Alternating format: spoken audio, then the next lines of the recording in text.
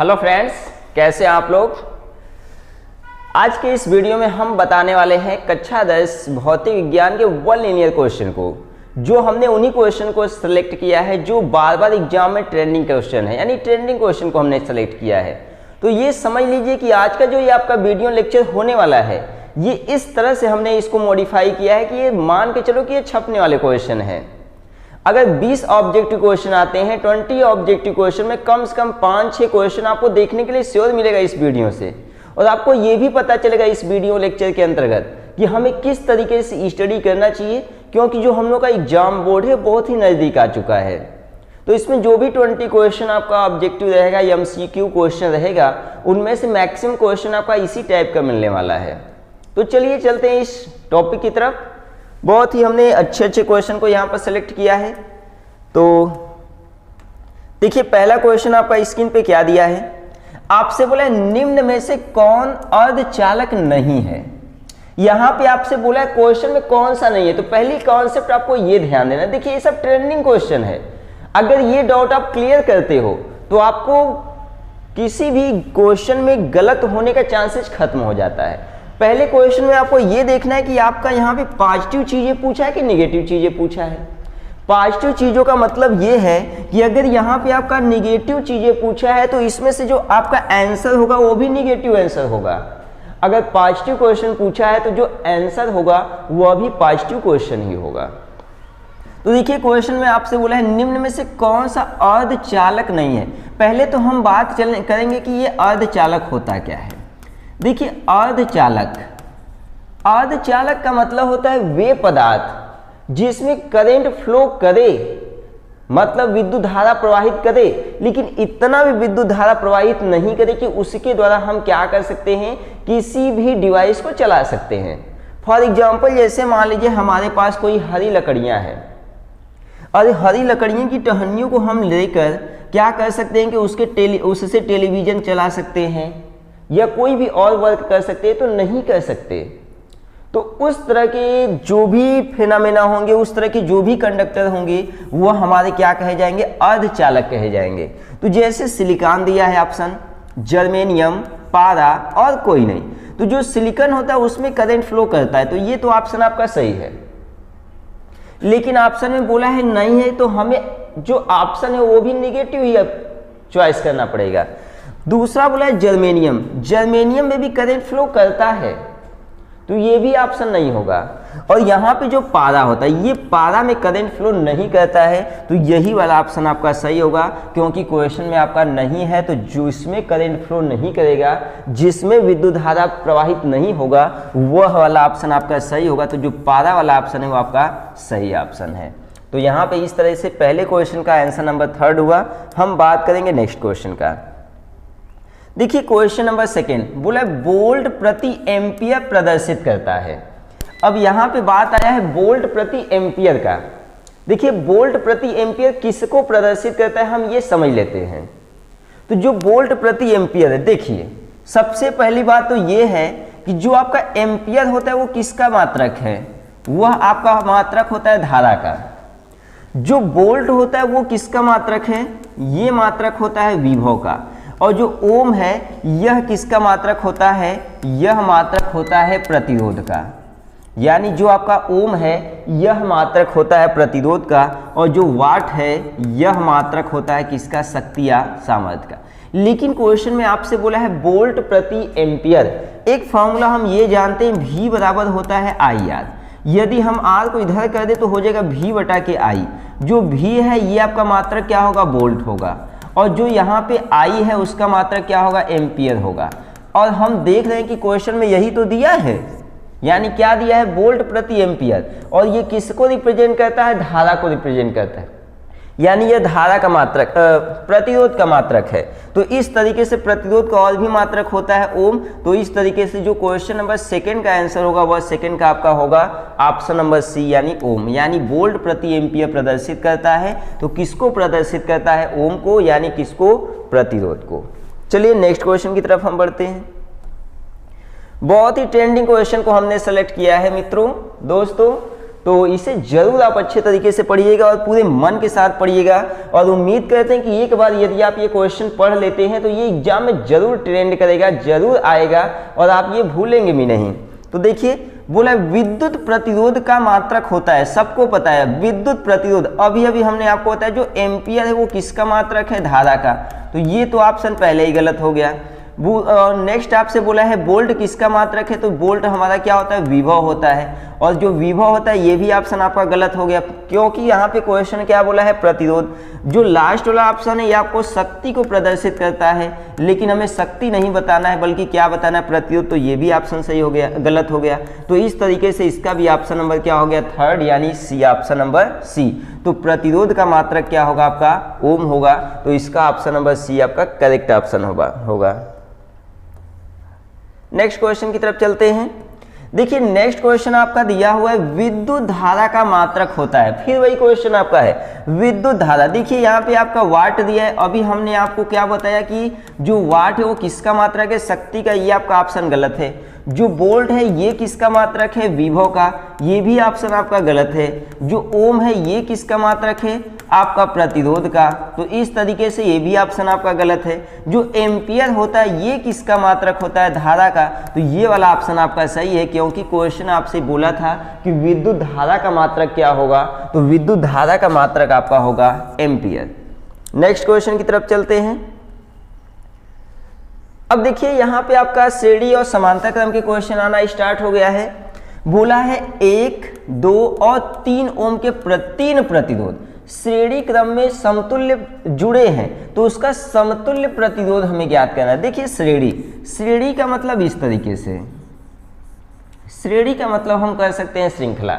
यानी क्वेश्चन में आपसे यह बोला कि हमारे पास 3 प्रतिरोध है, तो मान लीजिए कि यहाँ पे R1 आपका दिया है 1 ओम, R2 आपका दिया है 2 ओम और R3 आपका दिया है कितना, 3 ओम। ये क्वेश्चन में आपका दिया है और आपसे बोला है कि इसका समतुल्य प्रतिरोध क्या होगा। पहला ऑप्शन दिया है 1 ओम, 2 ओम, 3 ओम, 6 ओम। तो यहाँ पे अब हम चलते हैं। देखिए फॉर्मूला हम जानते हैं R बराबर क्या होता है, R1 plus R2 plus R3। इस तरीके से R1 का वैल्यू 1 है, R2 का वैल्यू 2 है, R3 का वैल्यू 3 है। अगर हम सबको ऐड करेंगे, जोड़ देंगे तो आएगा 6 ओम। और यहाँ पे ऑप्शन में हम देख रहे हैं कि सभी ऑप्शन में पहला ऑप्शन क्या दिया है, 1 ओम दिया है, नहीं होगा। 2 ओम दिया है, नहीं होगा। 3 ओम दिया है, नहीं होगा। 6 ओम दिया है और हमारा जो आंसर वो भी कितना आया है, 6 ओम ही आया है। इस तरीके से हमारा क्वेश्चन नंबर 5 का जो आंसर होगा वह डी ऑप्शन आपका बिल्कुल करेक्ट ऑप्शन होगा। नेक्स्ट क्वेश्चन की तरफ बढ़ते हैं। नेक्स्ट क्वेश्चन देखिए दे रखा है विभवांतर का यस आई मात्रक क्या होता है। यानी विभवांतर, एक चीज और समझिए, जो विभव और जो विभवांतर है, यानी जो विभव और विभवांतर है, ये दोनों एक ही पहलू है। ये दोनों एक ही पहलू है।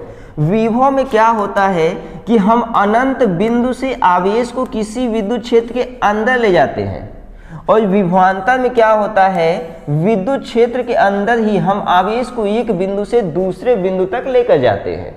तो इस तरीके से जो विभव और विभवांतर ये दोनों सेम नेचर के हैं। बोला है ऑप्शन है पहला जूल। जो जूल होता है वो किसका मात्रक है, कार्य का। लेकिन यहाँ पे क्या बोला है, विभवांतर। तो ये ऑप्शन आपका हो गया क्या, गलत। दूसरा आपसे बोला है वाट। जो वाट होता है वो किसका मात्रक होता है, शक्ति का। तो ये भी ऑप्शन आपका हो गया गलत, क्योंकि क्वेश्चन में आपसे पूछा है कि विभवांतर का मात्रक बताइए। नेक्स्ट आपसे बोला है विद एम्पियर। तो एम्पियर किसका मात्रक है, धारा का। तो ये भी ऑप्शन हो गया गलत। और जो वोल्ट है यह मात्रक होता है विभव का। तो यही वाला ऑप्शन आपका सही होगा। तो क्वेश्चन नंबर 6 का ऑप्शन नंबर आपका डी आपका करेक्ट ऑप्शन है। नेक्स्ट क्वेश्चन की तरफ चलते हैं। बोला है विभव का मात्रक, फिर से वही क्वेश्चन। तो विभव का मात्रक क्या होगा, वोल्ट होगा। वही रिपीट क्वेश्चन हो गया था। Next question. तो फ्रेंड्स क्वेश्चन नंबर 8 आपका क्या दिया हुआ है, 100 वाट 220 वोल्ट के विद्युत बल्ब के तंतु का प्रतिरोध क्या होगा। यानी क्वेश्चन में आपसे बोला है कि 100 वाट और 220 वोल्ट के विद्युत बल्ब के तंतु का प्रतिरोध क्या होगा। पहला दिया है 900, 484, 220, 100 ओम। तो ये क्वेश्चन ट्रेंडिंग क्वेश्चन है दोस्तों। ये पेपर में छपने वाला क्वेश्चन है, तो इसको आराम से और सही तरीके से समझना। देखिए क्या पूछा, प्रतिरोध पूछा है, तो यहाँ पे हमें किसका वैल्यू फाइंड करना है, प्रतिरोध का। ये आपका वाट दिया है तो ये किसका वैल्यू दे रखा है, P का, और P का वैल्यू कितना दिया है, 100 वाट। और यहाँ पे आपका वोल्ट दिया है, मतलब V का वैल्यू दिया है और कितना दिया है, 220 वोल्ट। देखिए जो फार्मूला होता है वो होता है P बराबर VI, बट इसमें I का कहीं भी रोल नहीं है, तो हमें I को क्या करना पड़ेगा, निगलेक्ट करना पड़ेगा। और हम जानते हैं V बराबर क्या होता है, IR। यदि R को इधर लाएंगे तो V बटा के R इक्वल टू होगा I, यानी P equal to V into I के स्थान पे वैल्यू रखेंगे तो हो जाएगा V अपान R, यानी P इक्वल टू हो जाएगा V स्क्वायर अपान R। देखिए जो P है कितना दिया है क्वेश्चन आपका, वैल्यू 100, V का वैल्यू कितना दिया है, 220, तो यहाँ पे आपको हो जाएगा 220, लेकिन स्क्वायर की वजह से यह 2 बार होगा, बटा के हो जाएगा R। देखिए 0 से 0 कैंसिल, 0 से 0 कैंसिल, R इक्वल टू यदि हम मल्टीप्लाई कर देंगे तो 22 दूना 44 के 4, 22 दूना 44, 4 48, यानी आंसर आपका कितना आता है, 484 ओम आता है। तो इस तरीके से आपके सामने 4 ऑप्शन है, पहला दिया था 900 ओम, दूसरा दिया था 484 ओम, 220 ओम और 100 ओम। तो हमने यही देखा कि यहाँ पे 484 ओम पर यह क्या होता है, आंसर आता है, तो ये वाला ऑप्शन आपका सही है, बाकी ये तीनों आंसर आपका गलत है। चलिए नेक्स्ट क्वेश्चन की तरफ बढ़ते हैं। देखिए बोला टंगस्टन, यानी टंगस्टन निम्नलिखित में से किस ताप पर पिघलता है। देखिए दोस्तों जो टंगस्टन होता है ये किस ताप पर पिघलता है, तो जो टंगस्टन फिलामेंट है इसका गलनांक बहुत ही अधिक होता है। तो जो टंगस्टन है यहाँ पे आपका 4 ऑप्शन दिया, 2500 degree centigrade, 3000 degree centigrade, 3500 degree centigrade, 4000 degree centigrade. तो इसको अपने माइंड में ऑब्जर्व कर लो, इसको कंठस्थ कर लो, इसको याद कर लो कि जो टंगस्टन होता है वो कितने डिग्री सेंटीग्रेड पर पिघलता है, 3500 डिग्री सेंटीग्रेड पर पिघलता है। तो इस तरीके से क्वेश्चन नंबर 9 का जो आंसर होगा वह आंसर आपका सी होगा। चलिए नेक्स्ट क्वेश्चन की तरफ चलते हैं। बोला है विद्युत शक्ति का मात्रक है। देखिए विद्युत शक्ति बार बार जिक्र हो रहा था, पहला ऑप्शन दिया एम्पियर, हमने बार बार आपको बताया जो एम्पियर है वो धारा का मात्रक है, वोल्ट किसका मात्रक है, वोल्ट आपका विभव का मात्रक है, जो ओम है वो किसका मात्रक है, तो यह प्रतिरोध का मात्रक है, और जो वाट है वह किसका मात्रक है, शक्ति का मात्रक है। तो क्वेश्चन में आपसे बोला था कि विद्युत शक्ति का मात्रक क्या होगा, तो इस तरीके से ऑप्शन नंबर जो डी होगा वो आपका सही ऑप्शन होगा, यानी विद्युत शक्ति का मात्रक क्या होगा, वाट होगा। नेक्स्ट क्वेश्चन आपका दे रखा है, बोला है प्रतिरोध का SI मात्रक क्या है। प्रतिरोध, देखिए प्रतिरोध का मतलब रुकावट, और रुकावट का मतलब आपका क्या होगा, प्रतिरोध, और उसका मात्रक जो होता है ओम होता है, क्योंकि जो जूल है वह ऊर्जा का मात्रक है, जो एम्पीयर धारा का मात्रक है, जो वाट है वह शक्ति का मात्रक है। तो क्वेश्चन नंबर 11 का जो आंसर होगा वो आपका ऑप्शन नंबर डी होगा, तो ऑप्शन नंबर डी आपका आंसर है। क्वेश्चन नंबर 12, क्वेश्चन नंबर 12 आपका दिया है 12 वोल्ट विभवांतर के दो बिंदुओं के बीच 2 कूलाम आवेश को ले जाने में किया गया कार्य, यानी कितना कार्य किया जाता है। तो आपसे बोला है 12 वोल्ट का विभवांतर, विभवांतर मतलब V का वैल्यू दिया है 12 वोल्ट, 2 कूलाम आवेश।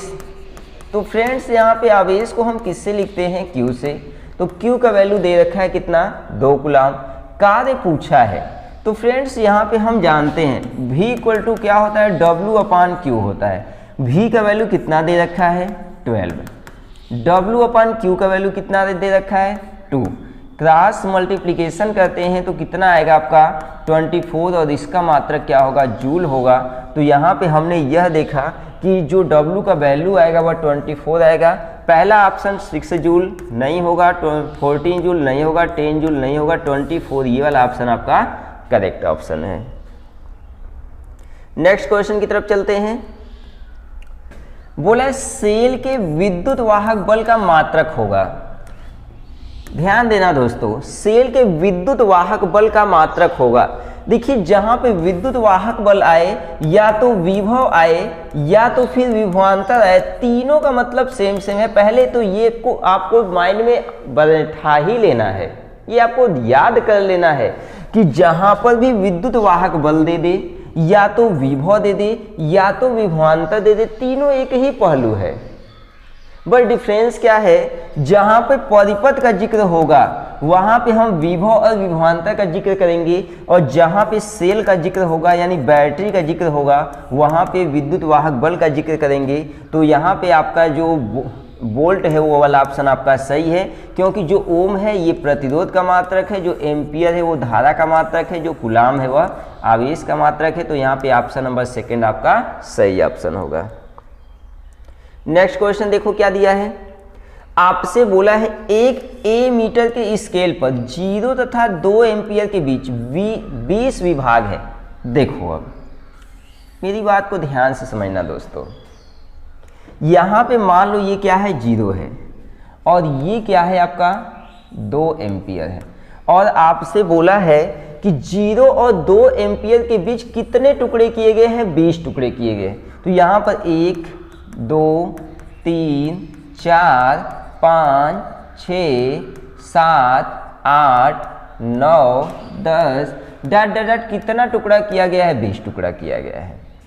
तो आपसे बोला इसका अल्पतमांक, अल्पतमांक का मतलब एक वैल्यू।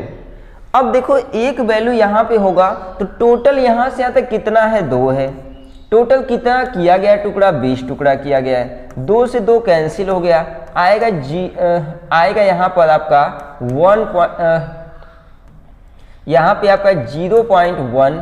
तो यानी यहाँ पे जो अल्पतमांक होगा वह 0.1 एम्पियर होगा। तो 14 क्वेश्चन का ऑप्शन नंबर फर्स्ट क्या होगा, सही ऑप्शन होगा। तो यानी यहाँ पे 0.1 अल्पतमांक होगा। नेक्स्ट क्वेश्चन की तरफ बढ़ते हैं। बोले आवेश का एसआई मात्रक, बहुत सिंपल है, बहुत बार हमने इसका रिवीजन करवाया। तो जो आवेश है, आवेश का जो एसआई मात्रक होता है वह कूलाम्ब होता है, क्योंकि जो वोल्ट है ओम है, जूल है। वोल्ट आपका विभव का मात्रक, कूलाम्ब ओम आपका प्रतिरोध का मात्रक, जूल आपका ऊर्जा का मात्रक, जो कूलाम्ब है वो आपका आवेश का मात्रक हो जाएगा। नेक्स्ट क्वेश्चन देखो दिया है क्या, आपसे बोला है जब किसी चालक तार से विद्युत धारा प्रवाहित होती है तो गतिशील कण होते हैं। देखो फ्रेंड्स, ये मान लीजिए आपका कोई चालक है, और हम जो जानते हैं कि जो चालक होता है वह अनंत छोटे छोटे परमाणुओं से बना होता है, और परमाणु 3 चीज़ों से बनते हैं। एक तो बनते हैं आपका इलेक्ट्रॉन से, यानी जो परमाणु होते हैं वो 3 चीज़ों से, इलेक्ट्रॉन से बनते हैं, प्रोटॉन से बनते हैं, और किससे बनते हैं, न्यूट्रॉन से बनते हैं। तो जो इलेक्ट्रॉन कण है, यानी जो आपका यह इलेक्ट्रॉन वाला पोर्शन है, इलेक्ट्रॉन कण है, यह क्या करता है, एक बिंदु से दूसरे बिंदु तक जाता है। तो यहाँ पे आपसे बोला है जब किसी चालक तार से विद्युत धारा प्रवाहित होती है तो गतिशील कण क्या होते हैं, तो गतिशील कण क्या होते हैं, इलेक्ट्रॉन होते हैं। और गतिशील कण आपका क्या हो गया, इलेक्ट्रॉन। तो ये वाला ऑप्शन आपका क्या हो गया, सही हो गया। चलिए नेक्स्ट क्वेश्चन की बात करते हैं। बोला निम्नलिखित में से कौन विद्युत, यानी आपसे बोला है निम्नलिखित में से कौन विद्युत का सुचालक है। अब देखिए यहाँ पे सुचालक 2 चीजें आपका आता है, एक सुचालक आता है, एक आपका कुचालक आता है। तो सुचालक का मतलब होता है जिसमें आपका, यानी जिसमें आपका विद्युत धारा प्रवाहित करे वह आपका क्या होगा, सुचालक होगा। और जिसमें विद्युत धारा प्रवाहित नहीं करे तो वह आपका कुचालक होगा। तो हम जानते हैं जो प्लास्टिक होता है उसमें विद्युत धारा प्रवाहित नहीं होता है, जो आयोडीन होता है उसमें विद्युत धारा प्रवाहित नहीं होता है, जो सल्फर होता है उसमें भी विद्युत धारा प्रवाहित नहीं होता है, जो ग्रेफाइट है यही ऑप्शन आपका सही ऑप्शन होगा। तो ग्रेफाइट में विद्युत धारा प्रवाहित होता है। नेक्स्ट क्वेश्चन की तरफ चलते हैं। नेक्स्ट क्वेश्चन आपका दिए विभवांतर का मात्रक होता है। देखिए विभवांतर, तो विभवांतर और विभव दोनों एक ही है। जब विभव का मात्रक वोल्ट होगा तो विभवांतर का मात्रक भी आपका वोल्ट होगा। नेक्स्ट क्वेश्चन की तरफ बढ़ते हैं। आपसे बोला विद्युत बल्ब का तंतु बना होता है, यानी विद्युत बल्ब का तंतु किस धातु का बना होता है, लोहा, टंगस्टन, तांबा, सोना। तो विद्युत बल्ब में उसी धातु का बनाया जाएगा, उसी तंतु का बनाया जाएगा जिसका गलनांक बहुत अधिक होगा। तो जो यहाँ पे आपका टंगस्टन है उसका गलनांक अधिक है, और जो आपका विद्युत बल्ब होता है उसमें टंगस्टन का ही उपयोग किया जाता है। चलिए नेक्स्ट क्वेश्चन की तरफ चलते हैं। देखिए अब यहाँ पे आपका क्वेश्चन क्या दिया है, आपसे बोला है क्वेश्चन में कि 10 ओम एवं 20 ओम के 2 प्रतिरोधों को श्रेणी क्रम में जोड़ने पर समतुल्य प्रतिरोध, देखिए हमारे पास दो प्रतिरोध है, एक 10 ओम है और एक 20 ओम है, और किस क्रम में जोड़ा गया है? श्रेणी क्रम। तो हम जानते हैं कि इसको श्रेणी क्रम में जोड़ने का मतलब ये है, ये आपका हो गया कितना? 10 ओम, ये कितना हो गया? 20 ओम। इस तरीके से तुल्य प्रतिरोध क्या होगा? R बराबर R1 प्लस R2, यानी 10 प्लस 20 बराबर कितना हो गया? 30 ओम। तो यहाँ पे देखिए पहला 20 दिया है, गलत ऑप्शन हो जाएगा। सेकेंड आपका 20/3 दिया है, गलत ऑप्शन हो जाएगा। 10 ओम दिया है, गलत ऑप्शन हो जाएगा। जो 20 का क्वेश्चन नंबर 3 वाला ऑप्शन है, आपका करेक्ट ऑप्शन है। नेक्स्ट क्वेश्चन की तरफ चलते हैं।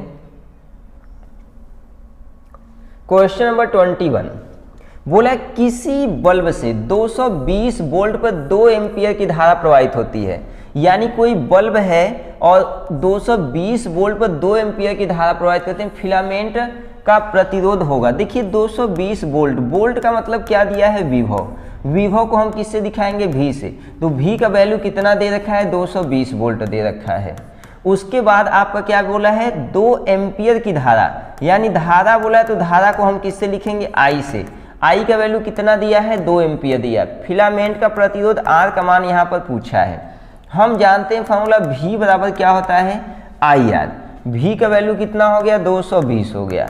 I का वैल्यू कितना हो गया? 2 हो गया। R का वैल्यू पूछा है, अगर हम डिवाइड करते हैं तो आता है 110, यानी R का वैल्यू जो आपका आएगा वह 110 ओम आएगा। तो पहला आपका दिया था ऑप्शन 55 ओम, गलत होगा। दूसरा 10 ओम गलत होगा। तीसरा 220 ओम गलत होगा। और लास्ट वाला ऑप्शन आपका क्या हो गया? सही हो गया। चलिए नेक्स्ट क्वेश्चन की तरफ चलते हैं। क्वेश्चन बोला है आपसे कि बैटरी से किस प्रकार से धारा प्राप्त होती है। देखिए हम जानते हैं जो धारा होता है वो 2 प्रकार का होता है, यानी जो विद्युत धारा है वो 2 प्रकार का होता है। एक तो होता है आपका डीसी करंट और एक आपका होता है एसी करंट। तो डीसी का मतलब होता है डायरेक्ट करंट। डायरेक्ट करंट का मतलब जो आपका तरंगों के रूप में गति न करे, और डीसी का एसी का मतलब होता है अल्टरनेटिंग करंट, यानी प्रत्यावर्ती धारा, जो आपका तरंगों के रूप में गति करे। तो बोला बैटरी में किस प्रकार की धारा प्राप्त होती है। तो जो बैटरी, पहला ऑप्शन है एसी, जो एसी अल्टरनेटिंग करंट है। जो डीसी है वो आपका डीसी करंट, डायरेक्ट करंट है। एसी और डीसी दोनों, इसमें से कोई नहीं। तो जो एसी होता है वह आपका बैटरी से प्राप्त नहीं होता है। जो डीसी होता है वह इन्वर्टर के बैटरी से प्राप्त होता है। तो बैटरी से कौन सी धारा प्राप्त होता है? डीसी धारा प्राप्त होता है। बाकी ये तीनों ऑप्शन आपका क्या होगा? गलत ऑप्शन होगा। नेक्स्ट क्वेश्चन की तरफ चलते हैं। ये देखिए क्वेश्चन आया दोस्तों, अमीटर को विद्युत परिपथ में कैसे जोड़ा गया है। बहुत ट्रेंडिंग क्वेश्चन है, ये पेपर में छपने वाले क्वेश्चन है फ्रेंड्स। मान के चलो कि ये क्वेश्चन आएगा ही आएगा, क्योंकि बहुत बार आपका यह देखा गया है, मैक्सिमम बार ये क्वेश्चन आपका रिपीट करता है। तो मान कर चलो कि ये क्वेश्चन इस बार भी ट्रेंड होने वाला है, इस बार भी एग्जाम में आने वाला है। क्या बोला है? अमीटर को विद्युत धारा परिपथ में कैसे जोड़ा जाता है, यानी जो एम्पियर मीटर है उसको विद्युत धारा परिपथ में कैसे जोड़ा जाता है। पहला दिया है श्रेणी क्रम, समांतर क्रम, ए और बी दोनों, इसमें से कोई नहीं। तो एम्पियर मीटर, अगर क्वेश्चन में आपसे बोला जाता है कि एम्पियर मीटर किस काल में आता है, तो जो एम्पियर मीटर होता है वह किसी भी परिपथ में धारा का मान ज्ञात करने के लिए आता है। यानी जो आपका एम्पियर मीटर है वो धारा का मान ज्ञात करने के लिए आता है। तो जो एम्पियर मीटर होता है वह परिपथ में सदैव किस क्रम में जोड़े जाते हैं? श्रेणी क्रम में जोड़े जाते हैं। तो इसको आपको याद रखना है, जो एम्पियर मीटर है वो किस में जोड़ा जाता है? श्रेणी क्रम में। क्वेश्चन नंबर 24 क्या दिया है? वोल्ट मीटर को विद्युत परिपथ में कैसे जोड़ा जाता है। बोला है श्रेणी क्रम, समांतर क्रम, ए और बी दोनों, इसमें से कोई नहीं। तो इसको याद रखिएगा, समांतर क्रम में वोल्ट मीटर को जोड़ा जाता है और श्रेणी क्रम में एम्पियर मीटर को जोड़ा जाता है। इसको आईएमपी कर लेना, यानी 1 नंबर आपका यहाँ से आने वाला है। तो ये आपका क्वेश्चन आज जरूर आने वाला है, तो इसको जरूर आप लोग माइंड में सेट कर लीजिएगा। नेक्स्ट क्वेश्चन देखिए क्या दिया है, विभवांतर मापने वाले यंत्र को कहा जाता है। अब देखो विभवांतर मापने वाले यंत्र को क्या कहा जाता है। पहला दिया एम्पियर मीटर यानी अमीटर। जो एम्पियर मीटर होता है वो किसको मापता है? धारा को। जो वोल्ट मीटर होता है वह किसको मापता है? विभव को। और जो आपका गैल्वेनोमीटर होता है वो धारा विक्षेप को मापता है। तो इस तरीके से आपसे क्वेश्चन यही बोला था कि विभवांतर मापने वाले यंत्र, तो विभवांतर कौन मापता है, विभवांतर वोल्ट मीटर मापता है। तो इस तरीके से क्वेश्चन नंबर 25 का ऑप्शन नंबर बी आपका सही ऑप्शन होगा। नेक्स्ट क्वेश्चन की तरफ चलते हैं। बोला 1 वोल्ट कहलाता है। देखिए 1 वोल्ट क्या कहलाता है, बोला जूल प्रति सेकेंड, जूल प्रति कूलम्ब, जूल प्रति एम्पियर, इनमें से कोई नहीं। तो पहले हम समझेंगे कि 1 वोल्ट का मतलब क्या होगा, विभव।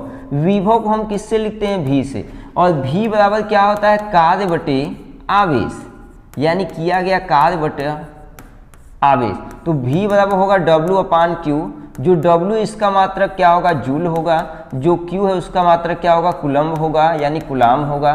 तो इस तरीके से हमने देखा कि जो विभव का मात्रक है वो क्या है, जूल प्रति कूलाम। तो 1 वोल्ट, यहाँ पे ऑप्शन जूल प्रति सेकेंड गलत हो जाएगा, जूल प्रति कूलाम ये वाला ऑप्शन आपका सही हो जाएगा, बाकी ये दोनों ऑप्शन आपका गलत ऑप्शन है। तो इस तरीके से 26 का आंसर नंबर आपका सेकेंड हुआ। नेक्स्ट क्वेश्चन की तरफ हम चलते हैं। किलोवाट घंटा,